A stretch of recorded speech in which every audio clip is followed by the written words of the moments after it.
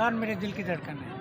हाँ, इसको मैंने इसलिए लगाया है कि दुनिया वालों को शर्म दिलाऊं कि अकेला लगा के फिर कोई मुझे रोकने वाला नहीं है। अल्हम्दुलिल्लाह, खान जिंदाबाद। बस इमरान खान की सबसे बड़ी खूबी ये है कि उसने सारी जायदाद अल्लाह के नाम पर वक़्फ़ कर दी।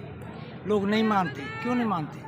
ये मैंने पढ़ा है अखबार में। पढ़ा लिखा हूँ अल्हम्दुलिल्लाह, टेंशन नहीं लेने का। इंग्लिश में कोई पैगाम दे दो। इंग्लिश में खान संगई, इंग्लिश में, अरबी इंग्लिश में। खान साहब, how are you? I proud you. Khan Azam जिंदाबाद। मोहम्मद अब्बास मिर्ज़ा। आवाज़ ऊंची आवाज़ में। आप कहाँ से रहते हो, आप कहाँ के हो, सारे बताओ। पैगाम दोगे? कौम को क्या पैगाम दे रहे हो? कौन को यही पैगाम है कि अगर मैंने लगाया तो ये सच है। इमरान खान अच्छा आदमी है। बस इमरान खान को, कौम को क्या करना चाहिए?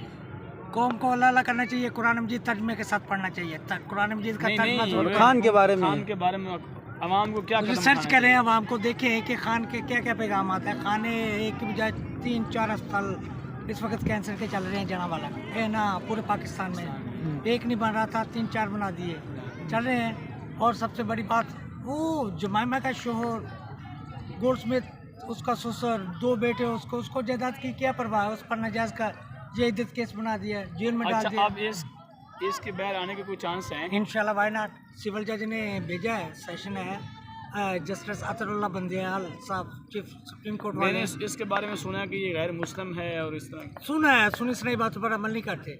मैंने तो बचपन से इसको फॉलो कर रहा हूँ। जब इसने वर्ल्ड कप जीता उससे पहले जुवेद मियाँदाद वाला छक्का जब शारजा में मारा, आपको नहीं मालूम? मैंने तो देखे हैं टीवी पर सब।